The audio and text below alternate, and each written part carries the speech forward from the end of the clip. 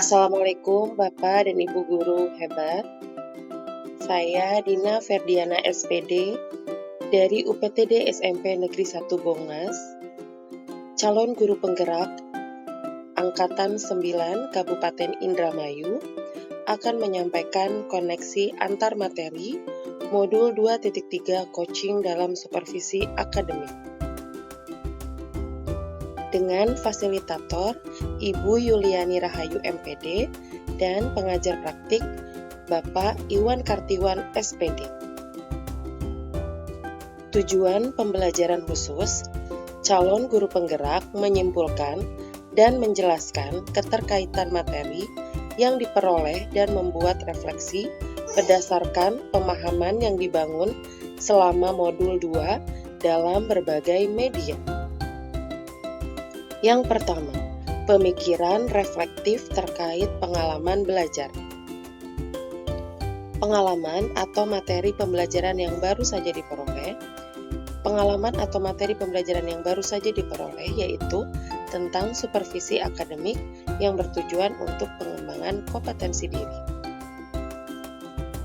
Yang dipelajari yang saya dapatkan yang pertama adalah tentang pendekatan coaching, yaitu sebuah proses kolaborasi yang berfokus pada solusi, berorientasi pada hasil, dan dilakukan secara sistematis, di mana coach memfasilitasi peningkatan atas performa kerja, pengalaman hidup, pembelajaran diri, dan pertumbuhan pribadi dari coaching. Selain itu, yaitu tentang paradigma berpikir coaching. Yang pertama, fokus pada coaching yang akan dikembangkan. Kedua, bersikap terbuka dan ingin tahu. 3, memiliki kesadaran yang kuat. Dan yang keempat, mampu melihat peluang baru dan masa depan. Materi yang selanjutnya yang saya dapatkan yaitu prinsip coaching. Ada 3, yang pertama, kemitraan. Bahwa kemitraan adalah posisi coach dan coachee dalam proses coaching adalah mitra. Artinya setara, tidak ada yang lebih tinggi maupun yang lebih rendah. Yang kedua adalah proses kreatif. Maksudnya, proses kreatif dilakukan melalui percakapan dua arah yang memicu proses berpikir coachee, memetakan dan menggali situasi coachee untuk menghasilkan ide-ide baru. Yang ketiga, memaksimalkan potensi, yaitu percakapan perlu diakhiri dengan suatu rencana tindak lanjut yang diputuskan oleh coachee yang dikembangkan untuk memaksimalkan potensi dan memberdayakan coaching.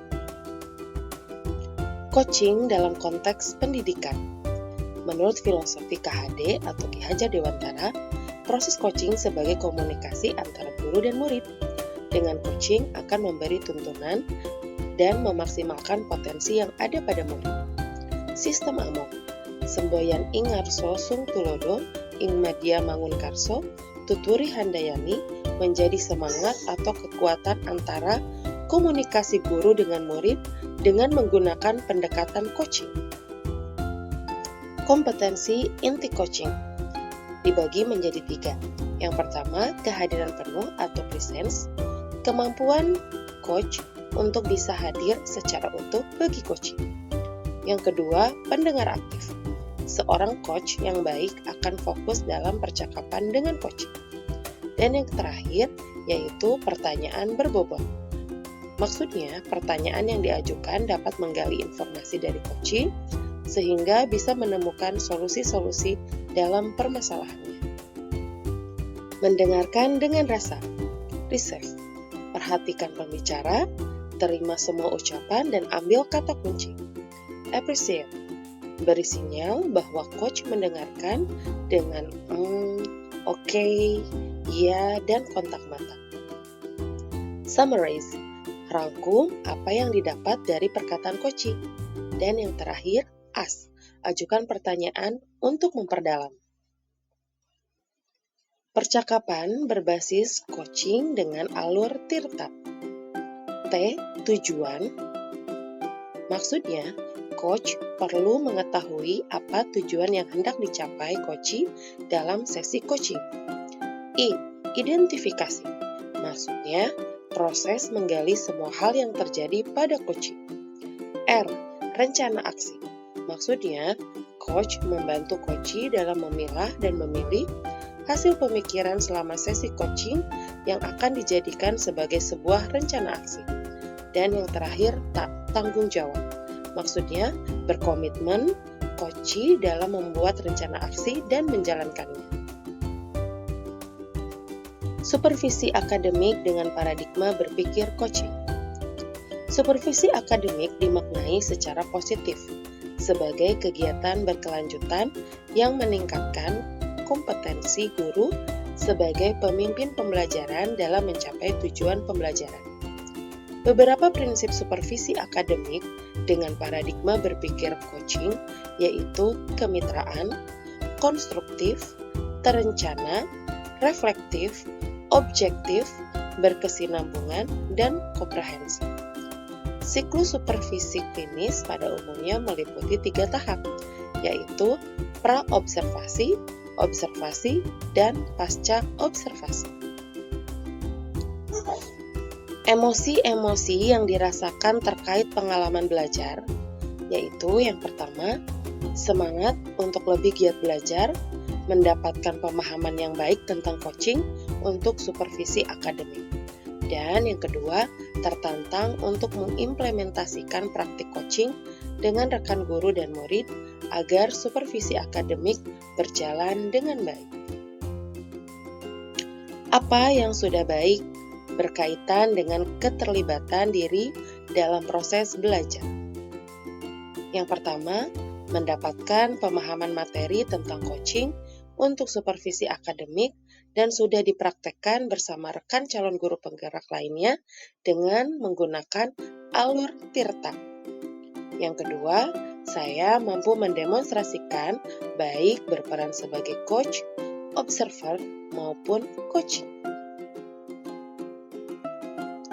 Apa yang perlu diperbaiki terkait dengan keterlibatan diri dalam proses belajar? Yang perlu diperbaiki terkait kompetensi inti coaching, yaitu mengajukan pertanyaan yang berbobot, sehingga memaksimalkan potensi dalam diri coachee, sehingga coachee bisa menemukan solusi yang terbaik atas permasalahannya. Keterkaitan terhadap kompetensi dan kematangan diri pribadi. Saya mulai menambah dan mengoptimalkan kekuatan diri sebagai seorang pendidik yang dapat menjadi seorang coach bagi orang-orang di sekitar untuk mampu memberdayakan dan mengembangkan kompetensi yang mereka miliki. Dan ketika kita melakukan coaching, kita harus mampu mengendalikan diri dari judgement sehingga muncul pertanyaan yang akan memaksimalkan potensi dari coaching. Yang kedua yaitu analisis untuk implementasi dalam konteks calon guru penggerak. Memunculkan pertanyaan kritis yang berhubungan dengan konsep materi dan menggalinya lebih jauh. Bagaimana penerapan coaching untuk supervisi akademik? Melalui supervisi akademik dapat memberdayakan dan mengembangkan kompetensi diri dalam mengajar dan mencapai tujuan pembelajaran yang berpihak pada murid. Dengan adanya coaching akan memotivasi atau komitmen diri seorang guru sehingga kualitas pembelajaran akan meningkat. Mengolah materi yang dipelajari dengan pemikiran pribadi sehingga tergali wawasan insight baru. Coaching sebagai kompetensi membangun kemitraan. Kemitraan dalam proses coaching dapat terbangun dan membuka peluang kesadaran yang mendorong tindakan aksi ketika dilandasi rasa percaya coachee terhadap coach. Maka dari itu, tidak perlu memandang kesenjangan jabatan, karena supervisi akademik terjadi proses kolaborasi antara supervisor dan guru. Menganalisis tantangan yang sesuai dengan konteks asal calon guru penggerak, baik tingkat sekolah maupun daerah. Apa tantangan implementasi coaching di sekolah? Tantangan dalam mengimplementasikan coaching di sekolah yaitu ketika dihadapkan pada rekan yang dilihat memiliki beban masalah tetapi sulit untuk terbuka ketika kita mencoba mengajak berbicara dengan paradigma berpikir coaching. Dan juga ketika berhadapan dengan rekan guru yang senior, mereka menganggap terkadang kita menjadi menggurui. Memunculkan alternatif solusi terhadap tantangan yang diidentifikasi. Bagaimana alternatif solusi untuk tantangan yang ada? Dalam proses coaching, berusaha menjadi seorang coach yang mampu membangun kemitraan yang baik dengan coaching. Berusaha menjadi pendengar yang aktif, memiliki kemampuan komunikasi yang baik, sehingga proses coaching mampu membuat coach merasa nyaman dan terbuka. Yang ketiga, membuat keterhubungan. Keterhubungan modul 2.3 coaching untuk supervisi akademik dengan modul 2.1 tentang pembelajaran berdiferensiasi. Dalam pembelajaran berdiferensiasi, diadakan pemetaan kebutuhan belajar murid yang meliputi kesiapan belajar, minat belajar, dan profil belajar murid. Hasil pemetaan ini dapat digunakan murid sebagai seorang coachee dalam proses coaching, mampu memaksimalkan potensi yang ada pada diri coachee untuk menemukan solusi dalam masalahnya.